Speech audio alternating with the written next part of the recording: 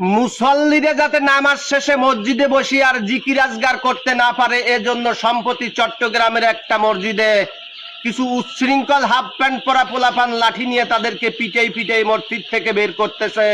নামাজ শেষে মসজিদে বসবে কেন?